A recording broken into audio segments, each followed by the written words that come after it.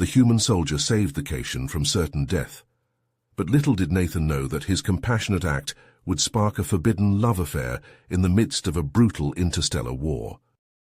Plasma blasts scorched the alien jungle around Private Nathan Cook's foxhole. Acrid smoke choked the air. For days, his battered Marine squad had held the line against the felinoid Cation invaders on war-torn Gleaser 832C, but they were out of ammo, out of time. Checking his rifle one last time, Nathan heard a terrified yowl from the enemy trench. He peeked over the barricade and saw a young Cation soldier cowering as mortar shells rained down around her. Nathan reacted on instinct. He sprinted into the open, bullets whizzing past him. Diving into the trench, he grabbed the Cation and dragged her back to his foxhole just as an explosion obliterated her prior position. As the dust settled, the wide-eyed alien stammered out a broken "thank you" in English. Nathan's radio then crackled to life. New orders. The Cation offensive had shattered the human lines. Full retreat to the secondary defenses, immediately. Nathan knew he couldn't abandon this Cation girl to die. Against all protocols, he hoisted her on his shoulders and began the harrowing trek back to human territory. She clung to him desperately as plasma fire lit up the jungle. Little did Nathan realize, this split-second decision would alter both the path of the war and the course of his life in ways he could never imagine, ways that would make him question everything he thought he knew. Nathan's muscles burned as he sprinted through the smoke-choked base, Fenris clinging to his back. All around them, plasma blasts and screams filled the air. As they reached the main gate, Nathan found a scene of chaos. Cation warriors were pouring through a breach in the perimeter wall, engaging the battered human defenders hand to hand. "Medic!" Nathan bellowed, shoving his way through the press of bodies. A harried-looking woman in a blood-stained uniform turned to him, eyes widening at the sight of Fenris. "Take her!" Nathan commanded, thrusting the Cation into the medic's arms. "Keep her safe!" Without waiting for a response, Nathan snatched up a fallen rifle and charged into the fray. He rallied the shell-shocked defenders, leading them in a desperate fighting retreat towards the central command bunker. Step by blood-soaked step, they gave ground, but the Cations kept coming, an endless tide of fur and claws and flashing teeth.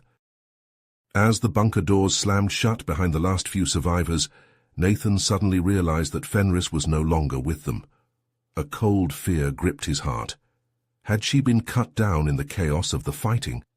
Or had she taken the opportunity to slip away and rejoin her comrades? Nathan shook his head, trying to focus on the crisis at hand.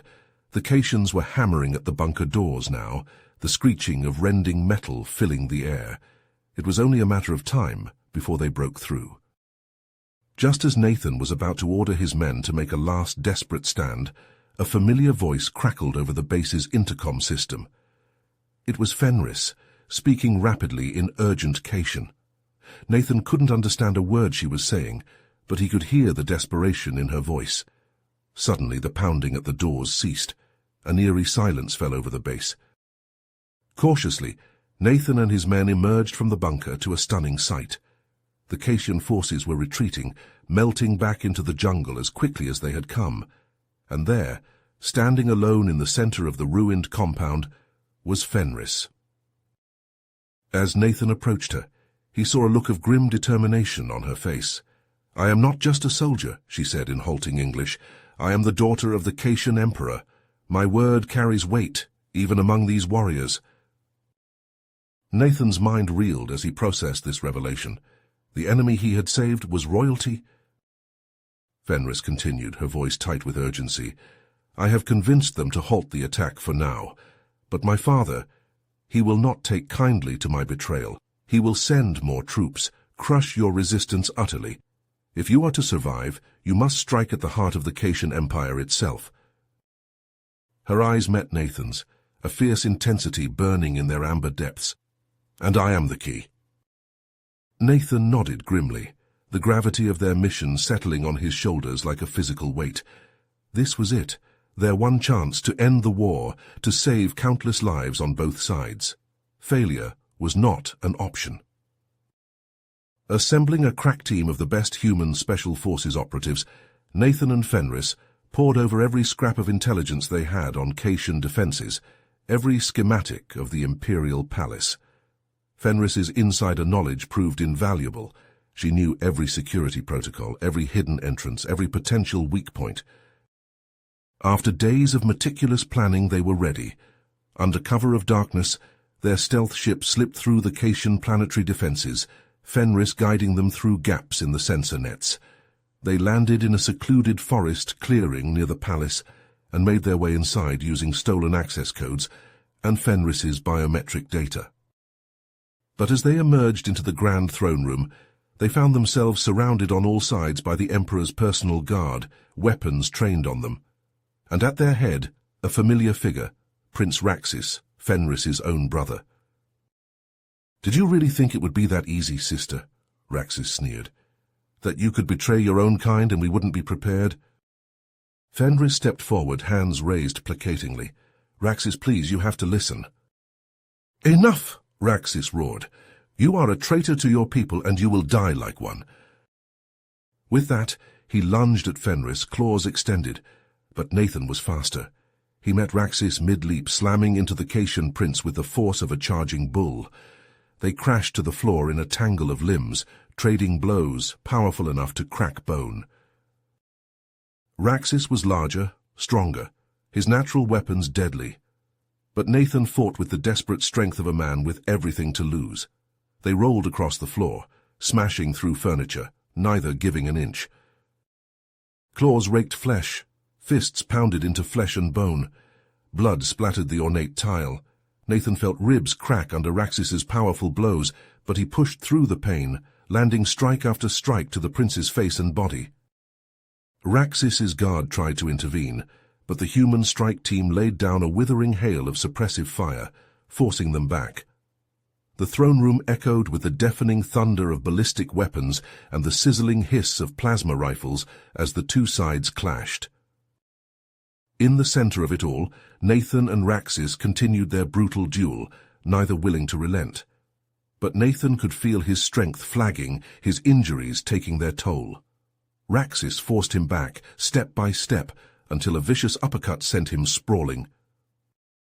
The prince pounced, claws raised for the killing blow, only to be tackled aside by a flash of brown fur. Fenris, she and Raxis rolled together, sister and brother locked in mortal combat. "Raxis, stop this madness," Fenris pleaded, even as she grappled with her brother.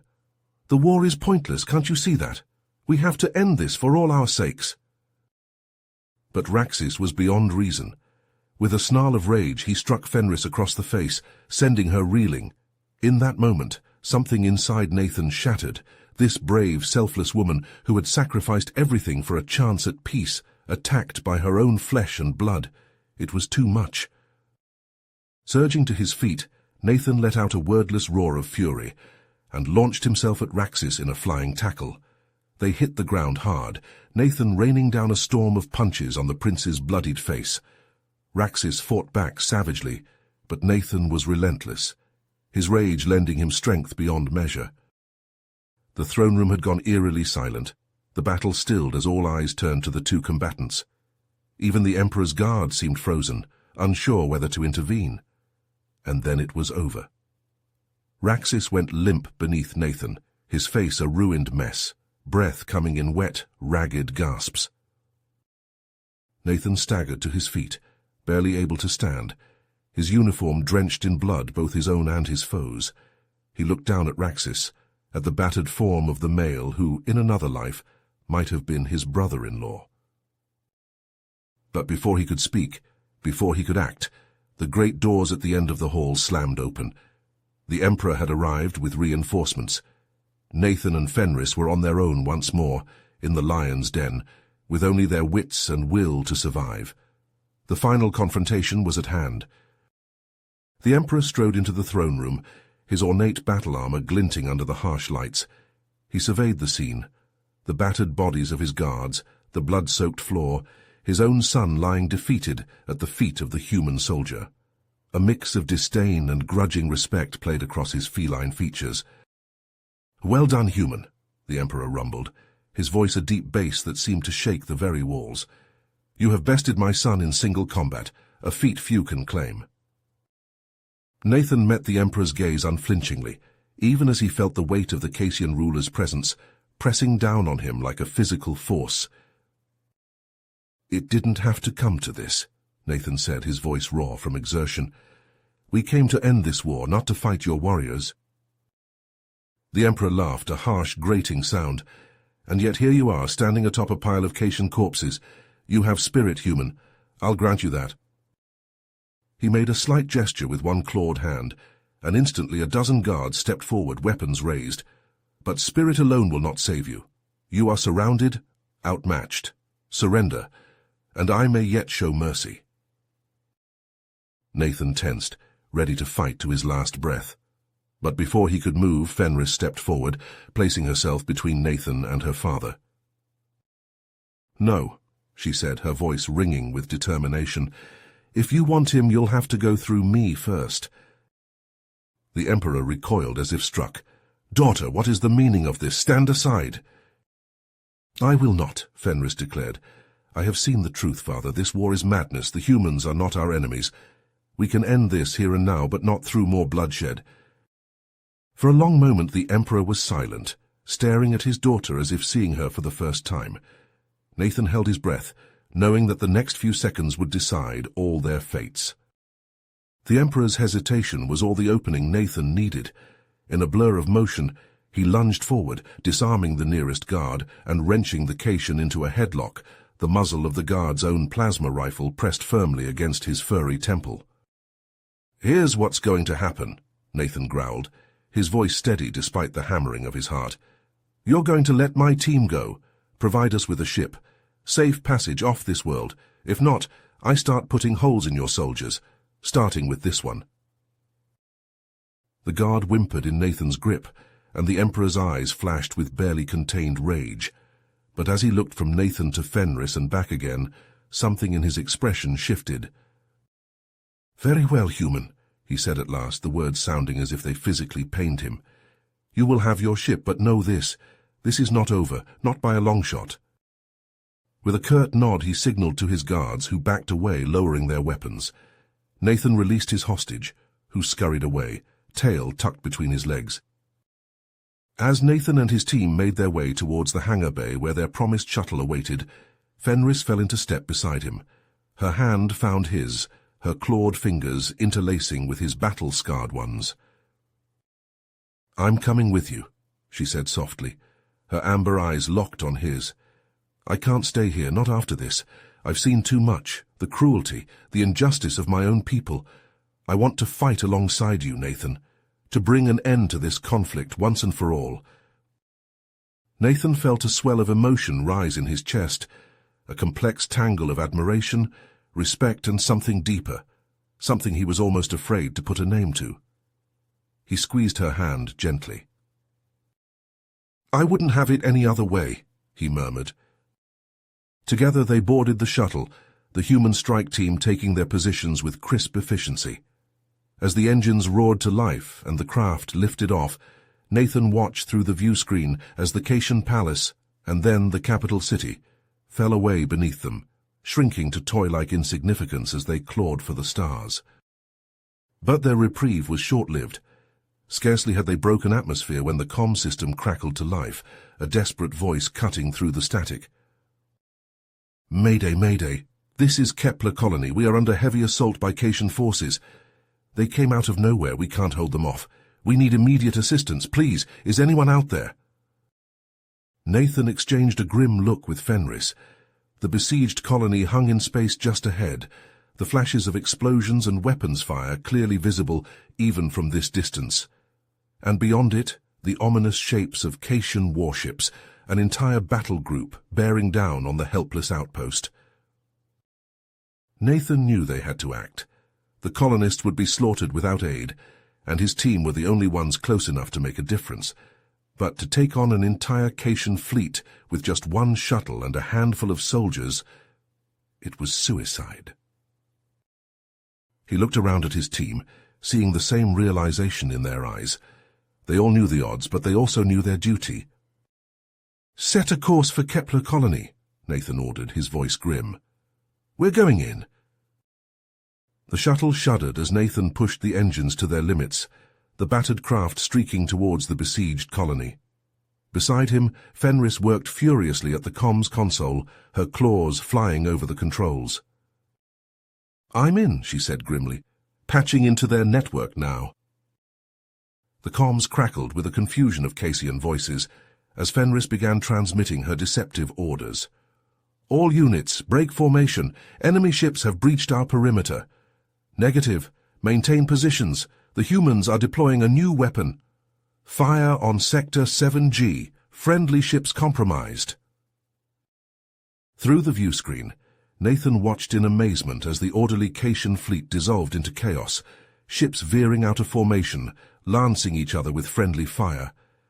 Several cruisers, their guidance systems scrambled, ploughed into the moon's surface in gouts of flame. "So it's working," Nathan exclaimed. Fenris shot him a fierce grin. Taking advantage of the pandemonium, Nathan jinked the shuttle through the gaps in the Cassian lines, skimming the moon's cratered surface. As they neared the colony, the true scale of the devastation became clear. Smashed domes and burning buildings stretched to the horizon, the stronghold reduced to ruins. The shuttle touched down on a blasted landing pad on the colony outskirts. As the hatch hissed open, Nathan and his team were greeted by a grim sight, a handful of human survivors, their faces streaked with blood and grime, clutching battered weapons. Their leader, a grizzled bear of a man, stepped forward. "Sergeant Holloway," he introduced himself curtly. "Damn glad to see some friendly faces. Thought we were the last ones left." "Sit rep, Sergeant?" Nathan asked, already dreading the answer. Holloway shook his head. "Perimeters breached. Those Cassian bastards are rampaging through the streets, killing everything in sight. We've been fighting running battles, but—" He gestured helplessly at his ragged band. "We're all that's left." Nathan exchanged a look with Fenris. The situation was even worse than they'd feared. "We're here to help, Sergeant. My team are the best there is. We'll make these cats pay." Holloway sized up the newcomers, taking in their battered armor and grim expressions. He nodded slowly. "Guess we can use all the help we can get. Welcome to the party." Nathan and Fenris armed themselves from the shuttle's weapon lockers, passing spare guns and ammo to the survivors. Then, with Holloway's men as guides, they slipped into the shattered streets. The once thriving colony had become a war zone, echoing with the crack of gunfire and the screams of the dying. Smoke choked the air, obscuring the darting shapes of Cassian warriors as they hunted their prey. Nathan's team went to work, employing every dirty guerrilla trick in the book. They set ambushes in the rubble, sniping Cassian officers from the shadows. They booby-trapped supply caches, blowing them sky-high as the enemy tried to loot them. They hit and ran, bleeding the invaders with 1,000 cuts. Through it all, Nathan and Fenris fought side by side, moving as one lethal unit. Fenris was a whirlwind of claws and fangs, ripping into her former comrades with a savage fury. Nathan covered her with precise bursts of rifle fire, dropping any Cassian who dared to threaten her. In the brief lulls between skirmishes, as they huddled in shelled-out buildings to catch their breath, Nathan found his gaze drawn to Fenris. Soot-streaked and splattered with blood, she had never looked more beautiful to him. Their eyes met, and in that moment no words were necessary. They came together in a rush, their lips meeting in a fierce, desperate kiss. All the tension, all the unspoken feelings that had been building between them since their first fateful meeting poured out in that embrace. For a few precious heartbeats the war faded away. There was only Nathan and Fenris clinging to each other amidst the ruins, two hearts beating as one. Then the world intruded once more, in the form of a bone-shaking explosion nearby. They broke apart, the taste of each other still on their lips, as the awful reality crashed back in. "Artillery," Fenris said, her voice raw. "They're bringing in the heavy guns." Nathan risked a glance over the shattered wall. In the distance he could see the muzzle flashes of Cassian battery, could hear the whistle of incoming shells. The bombardment was churning the colony to rubble. "We can't take much more of this," he said grimly. "We need reinforcements, or this is going to be over real quick." Fenris's eyes lit up with a sudden inspiration. The human fleet! They're engaged with the main Cation armada in the Deneb system. If we can get a message through to them... Nathan nodded slowly, catching on. They could send ships, maybe turn the tide here. He glanced at the hellscape of the colony, the shattered domes and burning buildings. But the comms tower is behind enemy lines, I know. Fenris's jaw set with determination. But what choice do we have? We have to try. Nathan met her gaze, saw the fire burning there. In that moment he knew he would follow this woman into the jaws of hell itself. All right, he said, giving her hand a squeeze. Let's do this. One last push. For the colony, and for us. Together they gathered the survivors and prepared to embark on a desperate mission into the heart of the enemy's territory. All the while, the artillery thundered and the colony died around them. But in each other, they had found something worth fighting for, worth dying for. A love forged in the crucible of war. Emerging from the rubble of the command bunker, Nathan quickly rallied the ragged band of survivors. We have to reach that comms tower, he roared over the chaos of the ongoing battle. It's our only hope of getting a message to the fleet. Fenris nodded grimly, hefting her plasma rifle. I'll take point, stay close and keep your heads down. They set out into the war-torn streets, picking their way through the debris and craters. The once vibrant colony was now a hellscape of shattered buildings and burning vehicles. The air was thick with smoke and the coppery tang of blood. They hadn't gone more than a block before they ran into the first Cation patrol. The feline warriors were picking through the ruins, executing any wounded humans they found. Fenris signaled for the group to take cover, then lined up a shot on the lead Cation. Her plasma bolt took him in the chest, burning through his armor like paper. All hell broke loose. The Cations scattered, seeking cover and returning fire. Nathan and his team hunkered down behind a wrecked hover tank, pouring suppressing fire into the enemy positions. Flank left, Nathan ordered. Fenris with me. He and Fenris broke from cover, sprinting down a side alley as plasma bolts sizzled past their heads. They burst out behind the Cation line, catching them in a crossfire. It was brutal, bloody work, but they methodically cut down the enemy soldiers. As the last Cation fell, Nathan heard a terrified cry. Rounding a corner, they found a group of human civilians huddled in the ruins of a hab block. Cation guards stood over them, weapons raised. Among the prisoners was a young girl, no more than 8 years old. She stared up at the Cations with wide, fearful eyes. In that moment, she reminded Fenris so much of herself at that age, before the war had stolen her innocence. Fenris saw red. With a feral snarl, she leapt at the nearest Cation, tackling him to the ground. Her claws found his throat, ripping and tearing. Nathan was right behind her, blasting the other guards with precision shots. In moments it was over. Nathan hurried to free the prisoners while Fenris knelt before the little girl. It's all right, she said softly. You're safe now. What's your name? Lily, the girl stammered. Fenris smiled, taking her hand. Come with us, Lily, we'll protect you. They pushed on, fighting past squad after squad of Cation soldiers.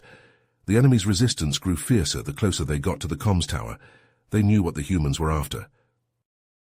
A final barricade blocked their path, a hastily erected fortress of rubble and wrecked vehicles, bristling with Cation heavy weapons. There was no way they could punch through it, not with the handful of fighters they had left. Nathan studied the terrain, his tactical mind racing. His gaze fell on a manhole cover, half concealed under the debris. The sewers, he said. We'll go under them. It was a desperate plan, but their only chance. Prying open the manhole, Nathan led the way down into the dank, dripping tunnels. The sewers were a maze of narrow passages and fetid pools, lit only by the ghostly glow of bioluminescent fungi. They sloshed through the muck, trying to ignore the skittering of unseen creatures in the shadows. Around every bend, danger lurked. Cation scouts prowled the tunnels, while monstrous mutated vermin attacked with starving fury.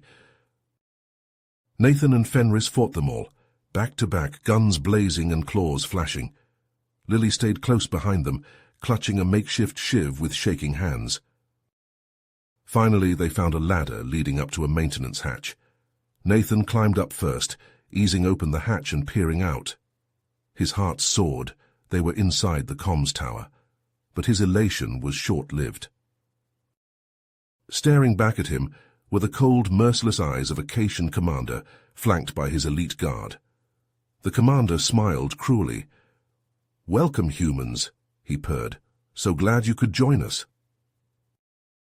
Plasma fire erupted from both sides, filling the room with a hellish strobe of red and blue. Nathan and Fenris fought like demons, weaving between consoles and support columns as they picked off the Caitians one by one.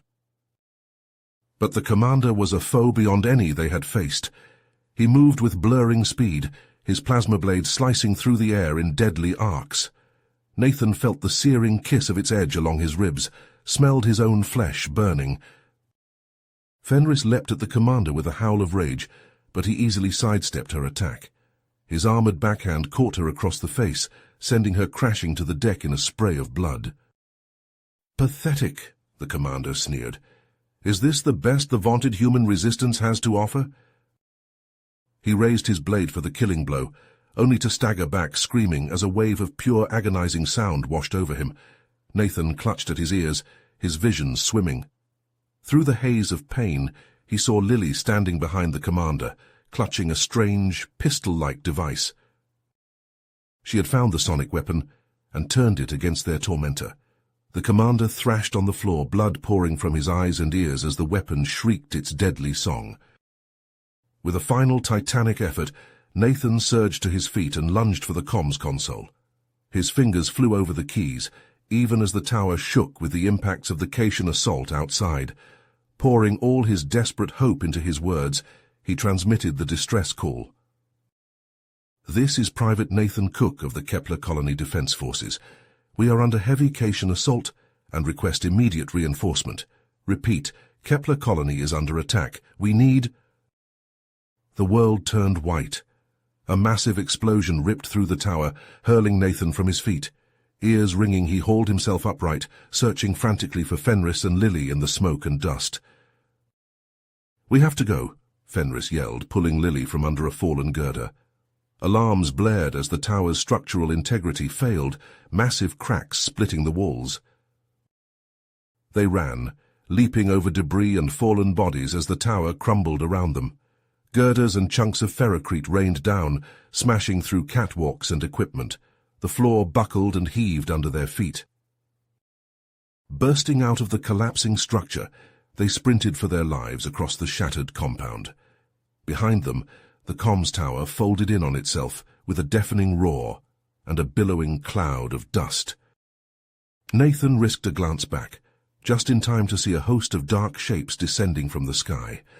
Caitian dropships, dozens of them, disgorging hundreds of fresh troops into the fray. The full might of the enemy's assault bore down on the ravaged colony. But even as despair threatened to overwhelm him, Nathan saw a new light bloom in the heavens. The drives of human warships, as the fleet answered their call at last.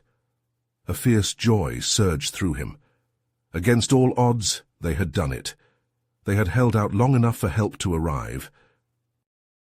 The battle for Kepler Colony was far from over, but now at least they had a fighting chance. Gripping his rifle with renewed determination, Nathan plunged back into the fray, Fenris and Lily at his side. Come what may, they would face it together, as soldiers, as friends, as the unlikeliest of families forged in the crucible of war. Nathan coughed, choking on the thick dust that filled his lungs as he clawed his way out of the rubble of the collapsed communications tower.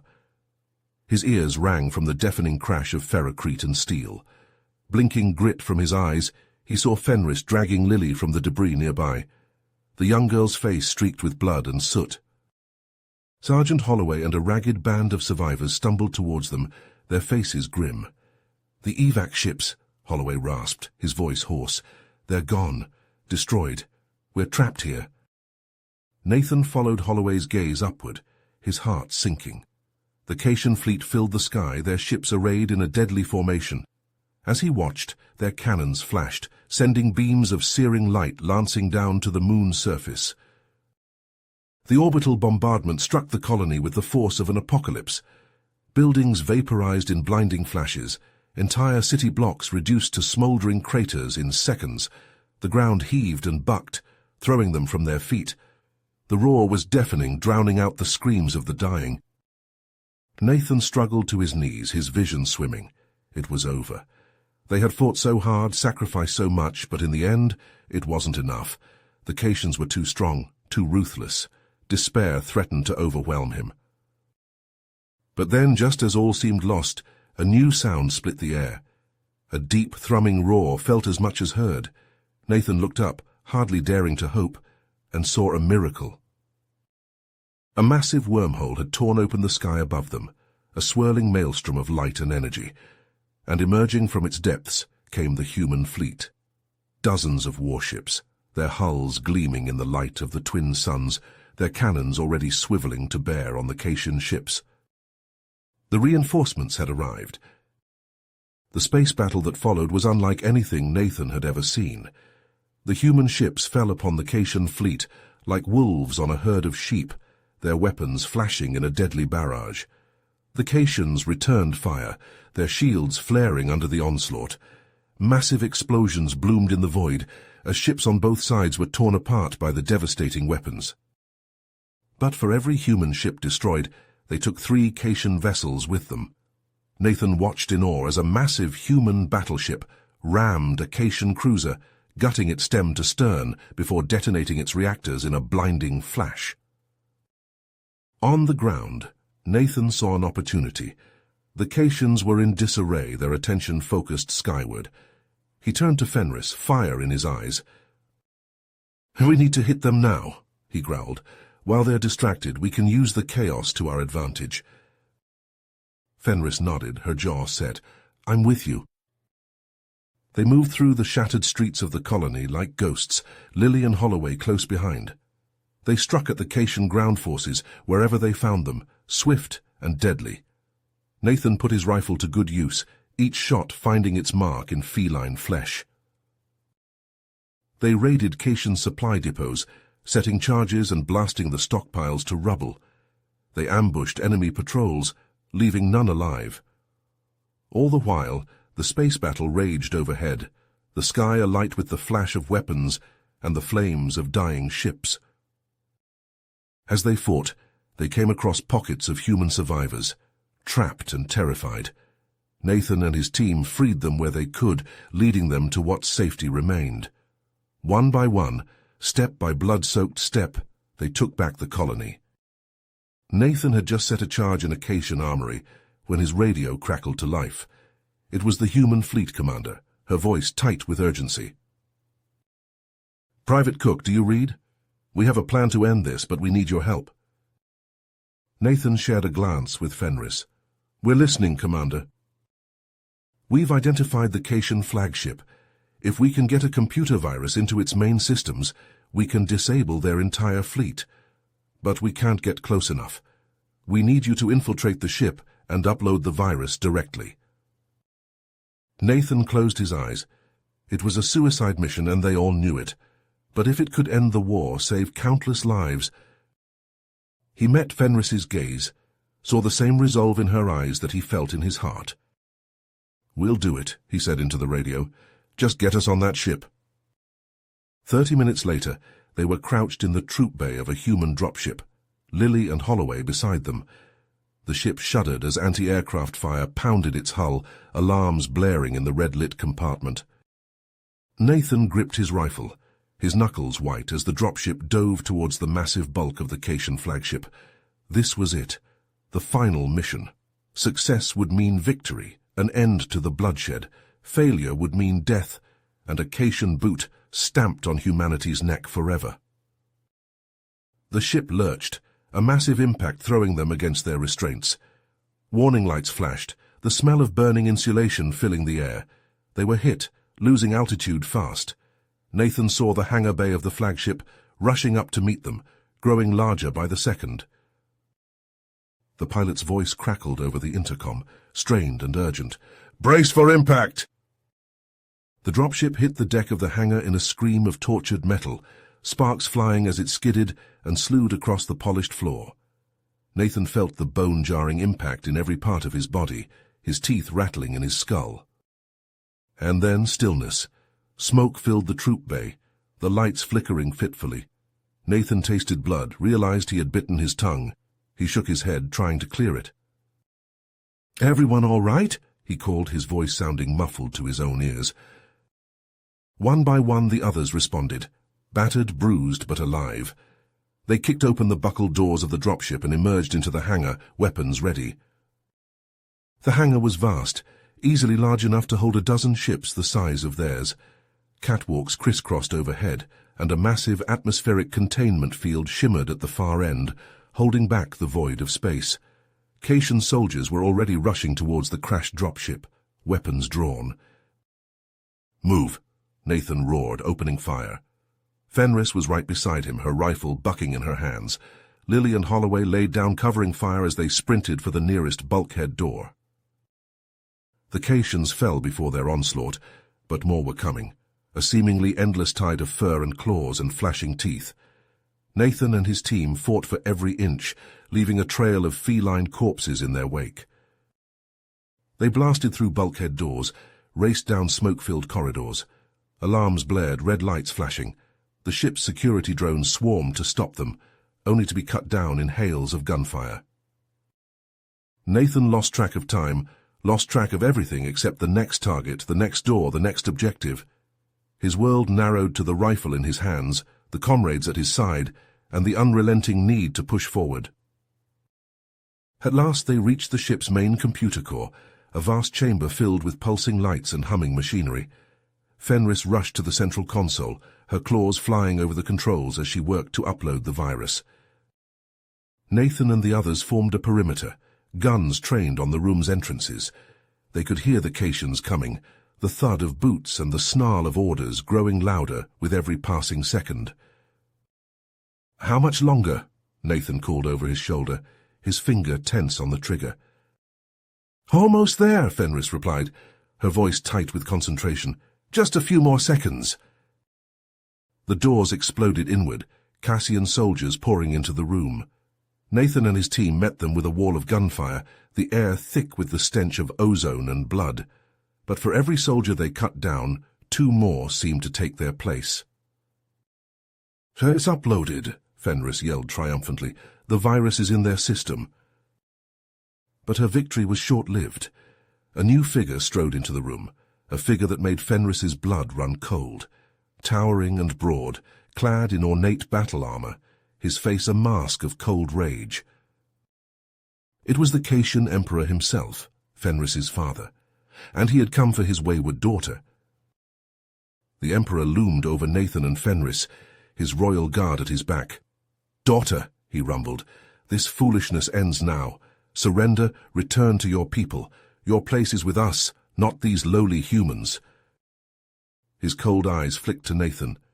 "I will grant you and your soldiers your lives. A generous offer, but my daughter comes with me." Fenris wavered, torn between her father's command and her heart's desire. Nathan saw the conflict in her eyes. He took her hand, his grip warm and sure. "Fenris," he said softly, "you've seen what the Cations have done, the worlds they've burned, the innocents slaughtered. Is that what you want to be part of?" His gaze bored into hers. "You can stand with your father, continue the cycle of bloodshed, or you can stand with me, with the humans, and fight for something better, a future of peace between our peoples." Fenris stared at him, her eyes shining with unshed tears. She took a shuddering breath, then turned to face the Emperor. "Father," she said, her voice ringing with conviction, "I renounce you and all that you stand for, the conquest, the subjugation, the needless cruelty. I will have no part of it anymore." The Emperor's face contorted with rage. "Then you will die with your humans," he roared. He gestured sharply to his guards. "Kill them all." The guards charged, filling the air with the crackle of plasma rifles. Nathan and Fenris dove apart, rolling into cover behind humming computer banks. "Just like old times, eh?" Nathan quipped as he popped up to snap off a few shots. Fenris flashed him a fierce grin. Wouldn't have it any other way. They fought in perfect sync, years of battle honing their movements. Fenris was a blur of claws and teeth, ripping into guards with savage grace. Nathan covered her with precise bursts of fire, dropping cations left and right. Sergeant Holloway and Lily joined the fray, adding their guns to the symphony of violence. Lily, crouched behind a console, picked off guards with eerie calm, her shots never missing. But more guards kept pouring in, a seemingly endless tide. Nathan's rifle clacked empty. As he reached for another mag, a guard leapt at him, plasma blade drawn back for a killing strike. Time slowed. Nathan knew he couldn't block in time.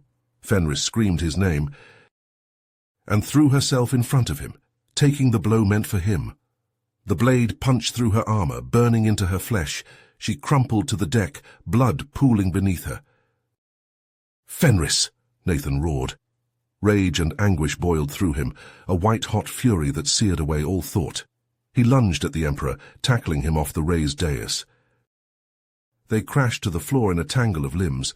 The Emperor was larger, stronger, his blows cracking Nathan's armor. But Nathan fought with the strength of madness, of desperation. He pummeled the Emperor with his gauntleted fists, blow after blow smashing into the Caitian's face. The Emperor's claws raked across Nathan's chest, shredding metal and flesh. Pain blazed through him, but he ignored it.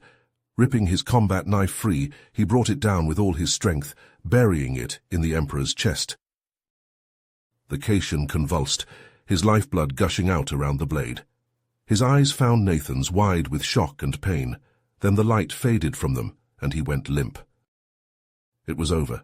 The Emperor was dead. Nathan staggered to his feet, his vision greying at the edges.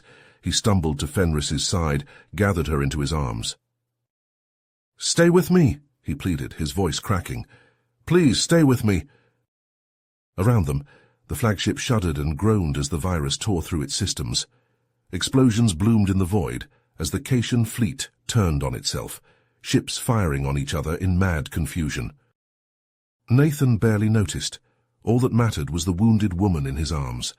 He carried Fenris to the waiting dropship, Holloway and Lily covering their retreat with blistering walls of fire. As the dropship rocketed away from the dying flagship, Nathan cradled Fenris close. "We did it," he whispered into her fur. "We won. Just hold on, okay? Hold on for me." Tears streaked his face as he looked out at the stars, at the bright future they promised. A future he desperately hoped to share with her. The dropship shuddered as it docked with the human flagship, the clang of metal on metal echoing through the hull. Nathan cradled Fenris in his arms, her blood soaking into his uniform. Her breath came in ragged gasps, each one a knife in his heart. The medics were waiting in the hangar bay, a stretcher at the ready. They rushed to take Fenris from his arms, but Nathan refused to let go. He carried her himself, striding down the corridors of the ship towards the medical bay.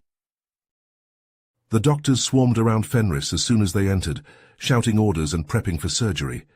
Nathan stood in the corner, his hand gripping hers like a lifeline. He watched as they cut away her armor, revealing the deep wound in her side. The surgery seemed to last an eternity. Nathan paced the waiting room, his mind replaying the battle over and over again. The sight of Fenris leaping in front of him, taking the blow meant for him, the rage that had filled him as he drove his knife into the Emperor's heart. Hours later, a doctor emerged, her face drawn and tired. "She's stable," she said, "but it was close. The next few hours will be critical." Nathan pushed past her, striding into the recovery room. Fenris lay on the bed, her fur matted with sweat, tubes and wires snaking from her body. But she was alive. He sank into the chair beside her, taking her hand in his. As the news of their victory spread throughout the fleet, Nathan and Fenris became heroes, their names whispered with awe and reverence. But Nathan barely noticed. All that mattered was the steady rise and fall of Fenris's chest, the warmth of her hand in his. In the days that followed, as Fenris slowly regained her strength, they talked of the future, of a galaxy where humans and Caitians could live in peace, where the wounds of the past could be healed. They made plans, dreamed of a life together.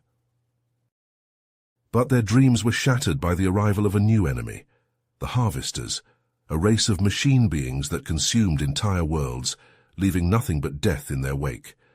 The human fleet was called to action once again, and Nathan and Fenris found themselves back on the front lines.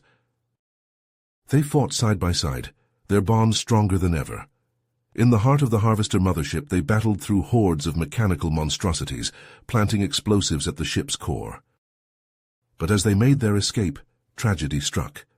Sergeant Holloway, their friend and comrade, was cut down by a Harvester drone, buying them the precious seconds they needed to reach the extraction point. And Lily, the brave little girl they had come to love as their own, was captured by the machines, assimilated into their hive mind. They returned to Earth as saviors, but the cost had been high. The scars ran deep, both physical and mental. Nathan withdrew into himself, haunted by the faces of those he couldn't save. Fenris felt torn between her love for him and her duty to help rebuild her shattered homeworld. But even in their darkest moments, they knew they had each other. They clung to that love, using it as a beacon to guide them through the long nights. Together, they began the long journey of healing, of learning to live again in a galaxy forever changed by war. It would not be an easy road, but they would walk it side by side no matter where it took them. Their search for solace and healing took them to the most distant stars, worlds where the war was but a distant memory. On a tiny, verdant moon orbiting a dying sun, they found something extraordinary, an ancient alien artifact, pulsing with an ethereal glow. The artifact was a towering monolith of seamless black metal, covered in intricate swirling patterns that seemed to shift and dance before their eyes. As they approached, it hummed with power, vibrating at a frequency they could feel in their bones. "What is it?" Fenris breathed, reaching out to touch the smooth surface. The moment her fingers made contact, the artifact flared with blinding light. Images flooded their minds, visions of an ancient civilization, their cities gleaming jewels of technology and art, their people radiant with wisdom and compassion. They saw the civilization's greatest achievement, a vast network of artifacts like this one, spread across the galaxy. A conduit for knowledge, for understanding, for connection on a scale they could barely comprehend. But then the visions turned dark. A shadow fell across the galaxy, a hunger that consumed everything in its path. The ancient civilization fought, but they were overrun, their artifacts shattered, their people scattered to the void.